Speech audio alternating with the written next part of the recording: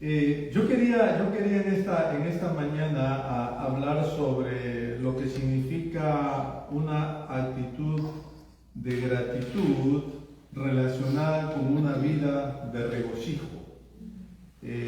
Porque obviamente Acción de Gracias no es solamente reunirnos en una casa el cuarto jueves de noviembre, comer rico, ¿verdad? Sino que más bien debería ser una actitud de todos los días.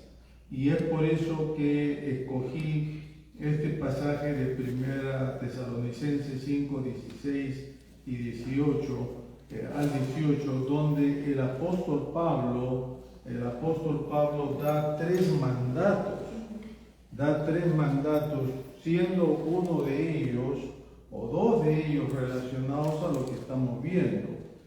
¿Alguien quiere leer el pasaje? 1 Tesalonicenses 5, 16 al 18. ¿Quién lo tiene?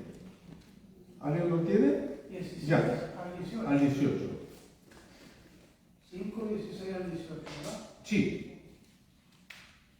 Dice, estén siempre alegres, oren constantemente, den gracias por todo. Esta es la voluntad de Dios para ustedes en Cristo Jesús. No apaguen el fuego. Hasta ahí nomás. ¿Cuáles son los tres mandatos que da Pablo? Estad siempre gozosos, contentos. Gozosos es mejor que contentos, ¿no? ¿Cuál es el segundo? Orar sin cesar. No orar sin cesar, ¿no? Sino orar sin cesar. Muy bien. ¿Y lo otro? Dad gracias a Dios en todo. Ahora, son tres mandatos fuertes. Que yo quiero rápidamente relacionarlo con algunos pasajes del Antiguo Testamento para entender lo que es entonces la relación que hay entre dar gracias a Dios, acción de gracias, con lo que Pablo dice, tener una vida de regocijo, de gozo constante, ¿verdad? Ahora, noten, hermanos, que en la Biblia notamos que por lo general la gratitud a Dios siempre estuvo relacionada con sacrificios y ofrendas. O sea que eso es algo que en la Biblia uno lo encuentra por lo menos en el Antiguo Testamento, en el Nuevo Testamento también. Pero los antiguos, sea por la buena cosecha, sea por el don de la vida, sea por la gracia, por la guía de Dios y protección diaria, ellos siempre ofrecían sacrificios. Era su manera de, diríamos, expresar gratitud a Dios. La primera vez la encontramos allá en Génesis 4, 1 al 7, con la experiencia de Caín y Abel. Vamos a dar lectura a este pasaje, ahí en Génesis capítulo 4. Dice versículo 3 del capítulo 4:3, dice en adelante: pasado un tiempo, Caín trajo del fruto de la tierra una ofrenda a Jehová. A Caín nadie le había mandado traer una ofrenda a Dios. Eso nació de su corazón. Y esto tenemos que entender, hermanos, las ofrendas nunca son forzadas, obligatorias, nunca son, claro, las ofrendas siempre son esa reacción espontánea, ¿no?, de gratitud. Y Abel, el hermano, trajo también de los primogénitos de sus ovejas y de la grasa de ellas. Y miró Jehová con agrado a Abel y a su ofrenda, pero no miró con agrado a Caín ni a su ofrenda, por lo cual Caín se enojó en gran manera y decayó su semblante. Noten ustedes que esta es la primera mención que se hace en la Biblia de lo que sería traer ofrendas a Dios para mostrar gratitud a Dios, en el caso de Caín, porque la cosecha le había ido fantásticamente bien. Él era un agricultor y su hermano Abel más bien era un ganadero. también Abel trae las ofrendas de sus ovejas, dice, los primogénitos, o sea, lo mejor para sacrificarlo a Dios. Pero por alguna razón entonces, que más adelante se explica, lo que eran estas ofrendas, tanto de granos como de animales, Dios las acepta, pero la de Caín no. Y nos dice la palabra que acá dice, ¿no? Versículo 5, Caín se enojó en gran manera y decayó su semblante. Ahora, hay tal cosa, hermanos queridos, como diríamos expresar nuestra gratitud a Dios, pero no con un corazón correcto, sino quizás hacerlo por competencia. Me voy a explicar mejor, poniendo otro ejemplo del Nuevo Testamento. ¿Se acuerdan en la iglesia de Jerusalén, Hechos capítulo 5? No vamos a buscar ese pasaje, pero es la historia de Ananías y Zafira. Dios había bendecido tanto a la iglesia de Jerusalén, tanto. Una iglesia de solamente 100 personas de pronto tenía tal vez 8.000 o 10.000 o 12.000 personas después del Pentecostés. Y la iglesia no solamente estaba rebosando de gente, sino que rebosaba de bendiciones, ¿verdad? Al punto que dice que todo el pueblo tenía buena comunión con la iglesia. O sea, los vecinos, la ciudad, respetaban a la iglesia. Una de las cosas que nosotros vemos que sucedió con esos primeros cristianos fue que en gratitud a Dios, a todo lo que Dios les había dado, los hermanos más pudientes venían trayendo sus ofrendas para ayudar a los más pobres, porque en toda iglesia siempre hay eso, ¿no? Hay hermanos pudientes que Dios ha bendecido mucho y hermanos que están tal vez todavía luchando con la vida. Y entonces nos dice la palabra que una pareja llamada Ananías y Zafira, que eran prominentes, eran personas con muchas propiedades aparentemente, entonces vendieron una propiedad y trajeron, dice la Biblia, todo el importe de la propiedad al apóstol Pedro, que era el pastor. Y le dicen a Pedro, mire, hemos vendido una propiedad, acá está todo el importe, por favor, reparte esto entre los hermanos más necesitados. Pedro, dice la palabra, inspirado por el Espíritu Santo, le dice, ¿no? Esto es todo el dinero de la venta. No porque Pedro estuviera, qué sé yo, claro, o sea, controlando, sino solamente porque a Pedro le parecía raro algo. Y ellos dijeron sí. Y Pedro les dice, ¿verdad? Ustedes en verdad no tendrían que estar mintiendo, porque el Espíritu Santo me ha revelado que esto no es todo lo que ustedes recibieron. Lo que ustedes han querido hacer es simplemente aparentar. Y Pedro le dice, no había necesidad de aparentar. Si ustedes, a ustedes nadie les obligó a nada. A ustedes nadie les puso una pistola para que ofrenden algo si ustedes no querían. Si ustedes no hubiesen querido, simplemente se hubieran quedado con todo el dinero y nadie les iba a decir nada. Ni Dios iba a estar molesto, ni nadie de la iglesia. Pero porque han mentido al Espíritu Santo, queriendo aparentar. O sea, hacer una competencia, a ver quién da más o quién da menos en la iglesia. Pedro tiene unas palabras de juicio terribles, ¿no? Que hasta el día de hoy son palabras terribles, porque Pedro le dice, en este momento, tú y tu esposa con su dinero perezcan. Y dice la palabra que en ese mismo momento los dos cayeron muertos, porque habían mentido a Dios. Ahora, Relaciono estos dos pasajes porque lo de Caín es parecido. Podríamos mirar qué significa de que su rostro decayó, pero literalmente es que el hombre estaba tan lleno de enojo, de ira, que se transformó, se desconoció, porque aparentemente la ofrenda de Caín había sido entregada a Dios con una mala actitud, no con la actitud correcta.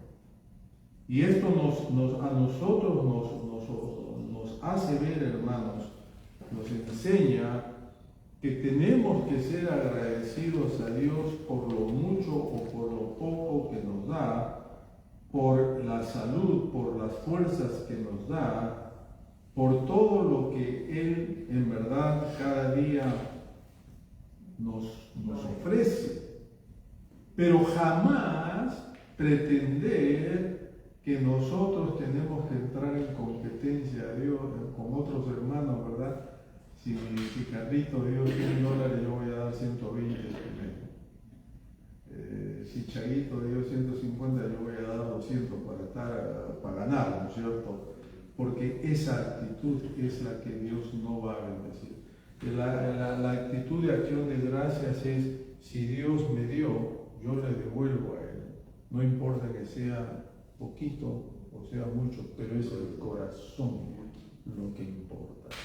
Ahora, una segunda ilustración que vemos nosotros en el Antiguo Testamento es la experiencia de Noé, capítulo 8 de Génesis también, 8 de Génesis.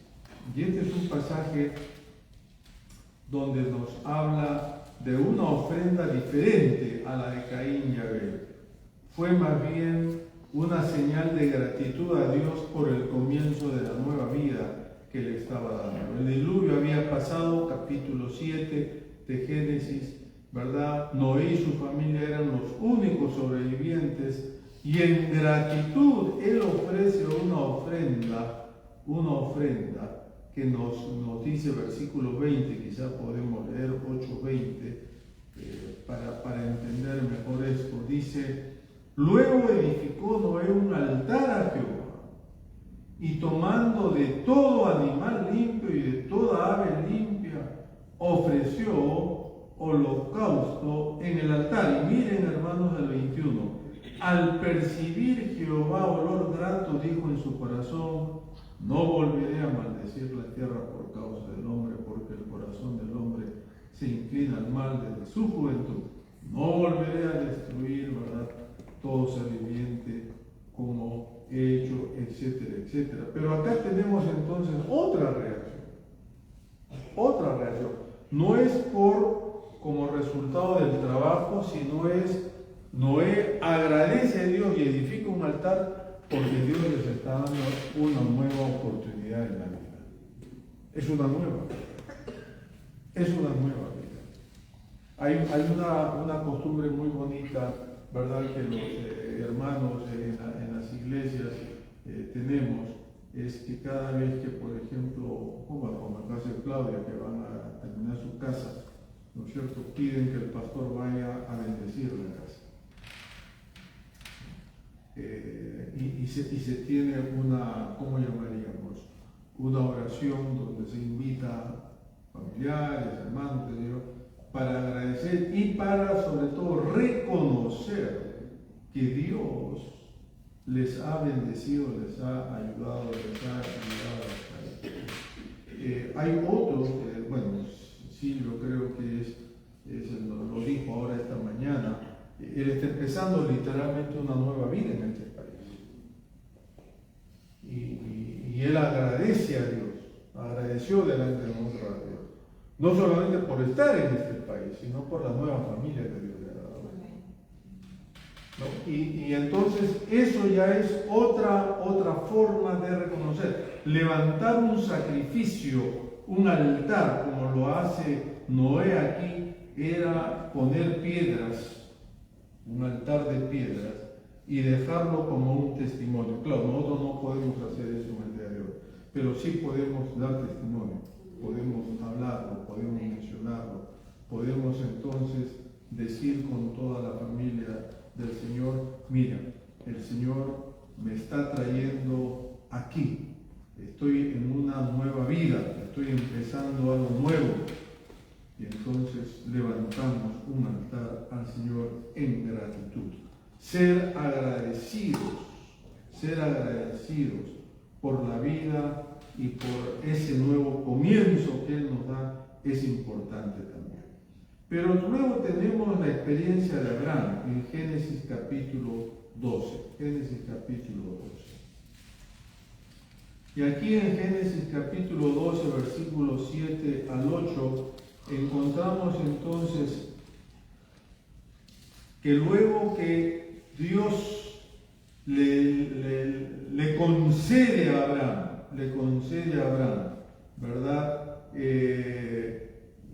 Lo que llamaríamos toda una nueva tierra, ¿verdad? Toda una,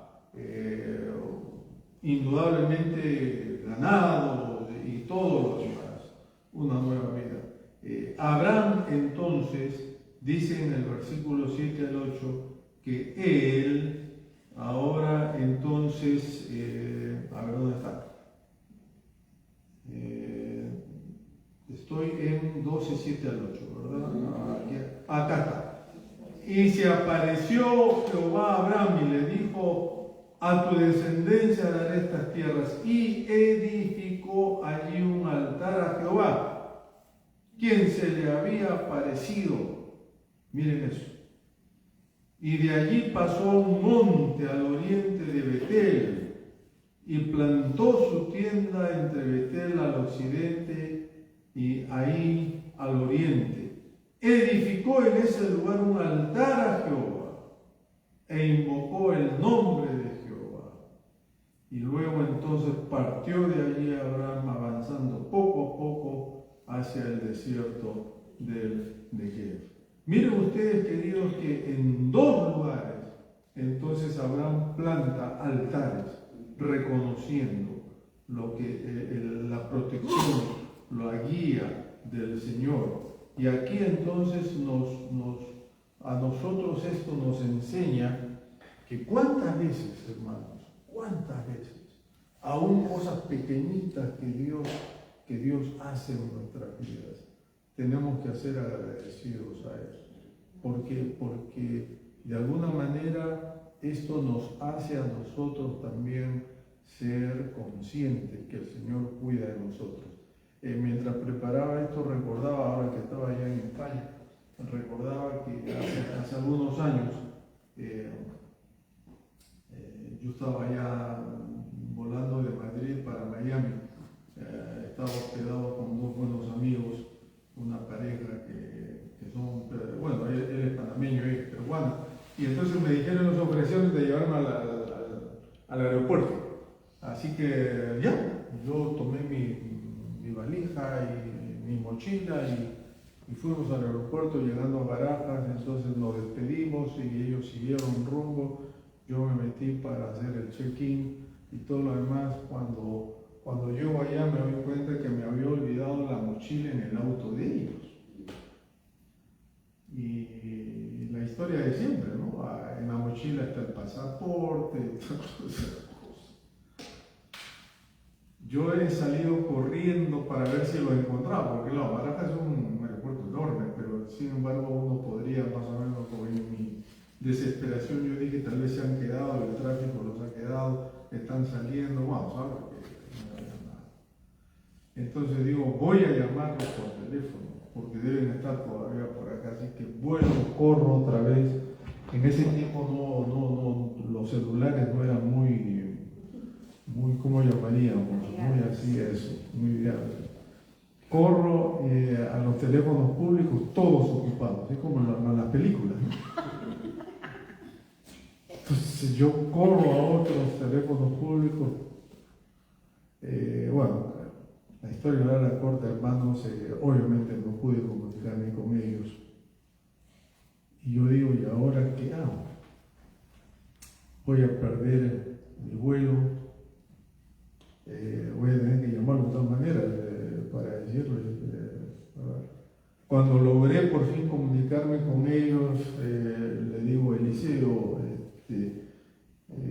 me olvidé mi mochila en tu auto, hermano. Me dice, sí, ya nos dimos cuenta y estamos en el aeropuerto buscándote.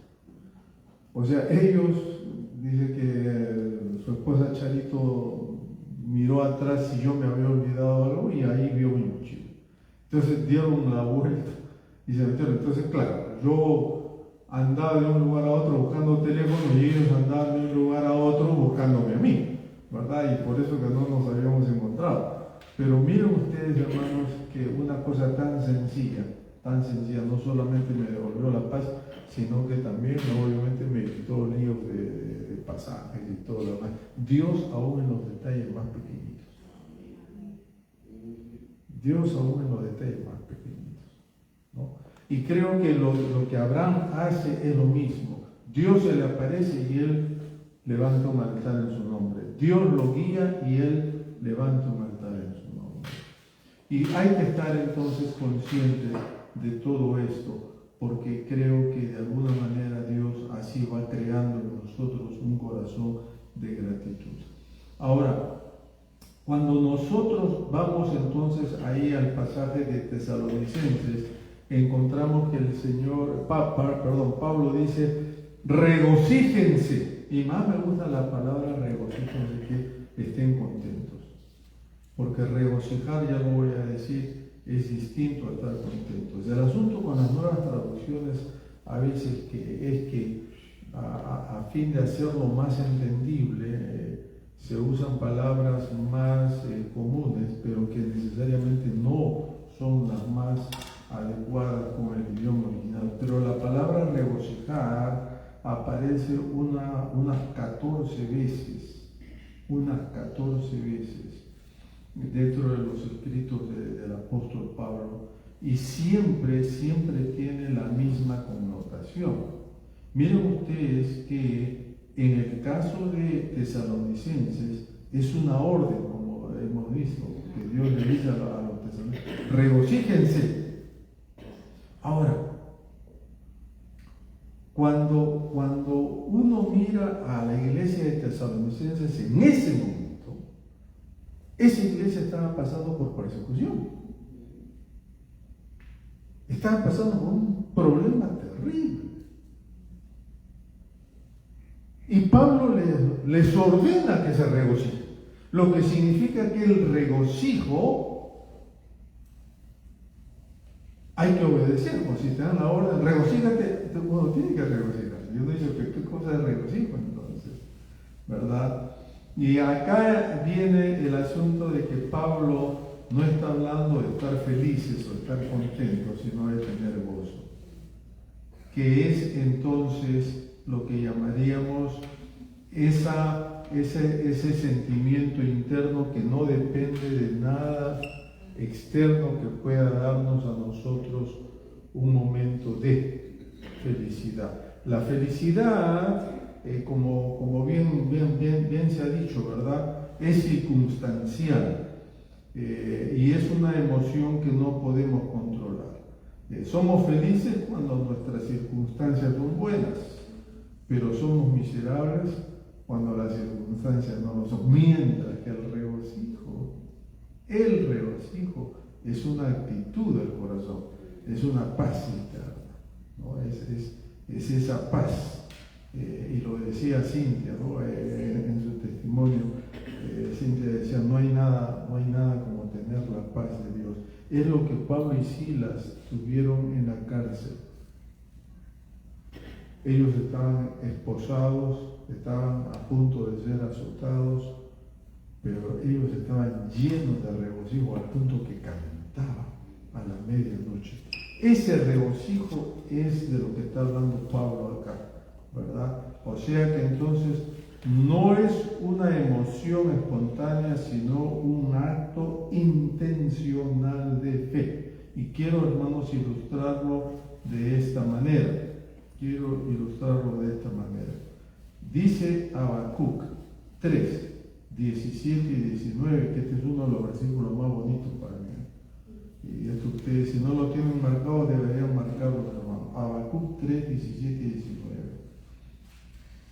nos enseña que el regocijo es una decisión que tomamos. Yo decido regocijarme en el Señor. Yo decido. Es como cuando Dios dice, ¿verdad? Jesús dice, ama a tu enemigo. Esa es una orden. El enemigo es una persona que te ha hecho daño. Naturalmente tú no puedes amarlo, pero el Señor dice, ámalo. Yo decido amar a esa persona a pesar de todo lo mal que me ha hecho. Y lo mismo pasa acá. La casa se me puede estar cayendo, el mundo se me puede estar viendo abajo, pero yo decido regocijarme en el Señor. Esas son palabras fuertes. Eso es, ¿no es cierto? Porque Habacuc dice, aunque la higuera no florezca ni haya frutos en las vides, aunque falle la cosecha del olivo y los campos no produzcan alimentos, aunque en el redil no haya ovejas ni vaca alguna en los establos. Miren eso, hermano. Aún así, yo me regocijaré en el Señor. Qué tremendo. Me alegraré en el Dios de mi salvación. Me alegraré en el Dios de mi salvación. Y es por eso, hermanos, que se dice que la gratitud, esta gratitud de la que está hablando Habacuc, de la que habla Pablo, inmuniza nuestros corazones y mentes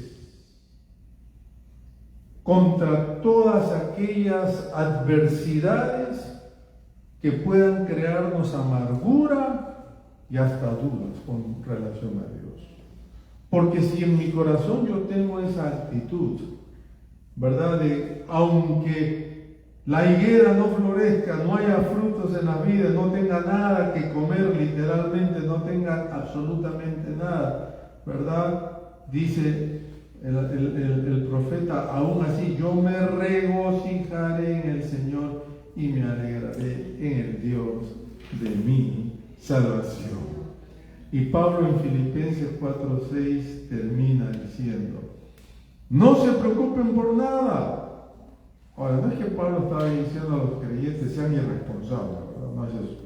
Pero dice, no se preocupen por nada, más bien, y esto es tremendo también, en toda ocasión, no interesa buena o mala, con oración y ruego, presenten sus peticiones a Dios y denle gracias. Filipenses 4:6.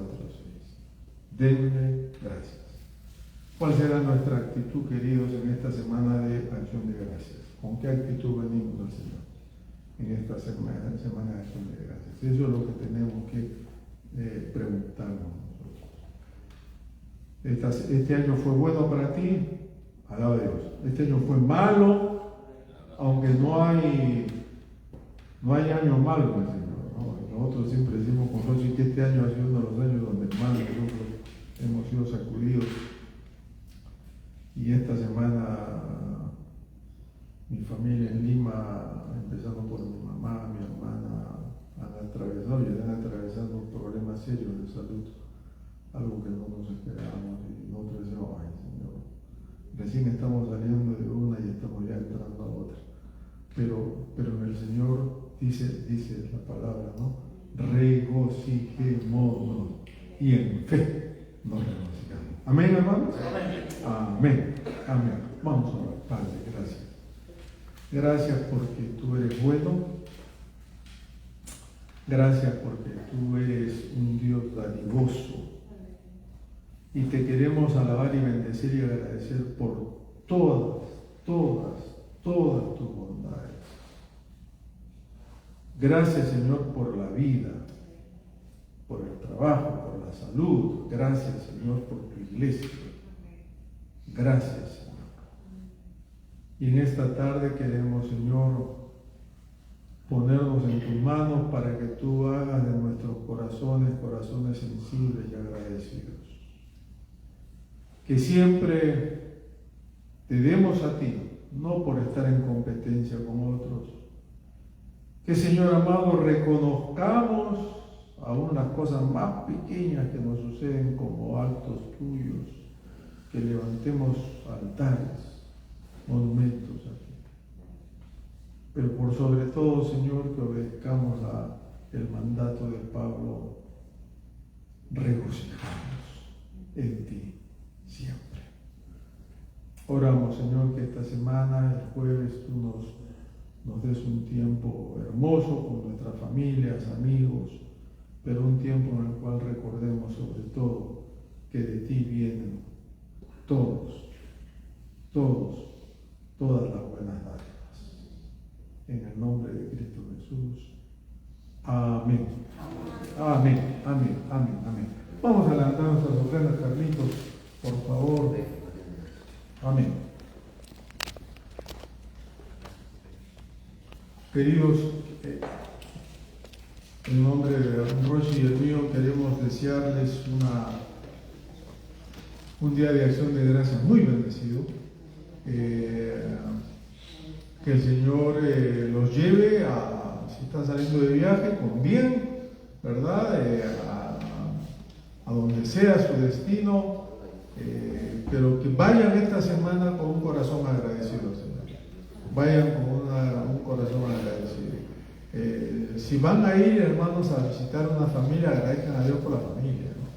Hay gente que no tiene familia a quien visitar. Así que agradezcan a Dios por ello. Carlitos, por favor.